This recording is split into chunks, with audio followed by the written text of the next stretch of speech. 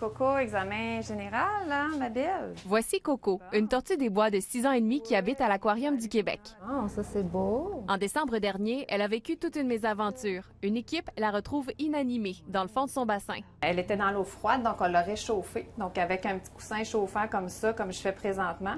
Puis ensuite, on lui a donné de l'oxygène, comme ça. Donc avec le petit masque ici, on a mis la tête de Coco dans le petit masque. Et puis pour lui administrer de l'oxygène pour la réanimer. S'en est suivi une panoplie d'examens, radiographie et tomodensitométrie, pour comprendre ce qui s'était passé.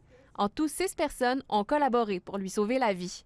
Aujourd'hui, elle va beaucoup mieux. C'est miraculeux, elle va vraiment, vraiment bien. Malgré tout, elle poursuit sa réhabilitation pour retrouver de la force dans ses pattes.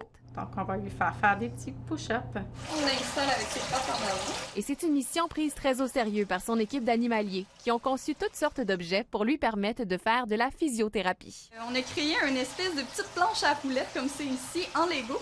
Donc en fait, c'est ici, on va l'attacher en dessous de Coco comme ça. Et par la suite, là, on va la laisser marcher. Ça va lui permettre en fait de pouvoir développer sa masse musculaire. Donc la grande problématique présentement, c'était surtout ses pattes d'en avant. Vous avez vu une amélioration importante de la santé de Coco? Oui, effectivement. Donc en fait, au fil du temps de la physiothérapie, ses pattes en arrière ont commencé beaucoup plus à bouger. Donc sont presque revenues à 100 %.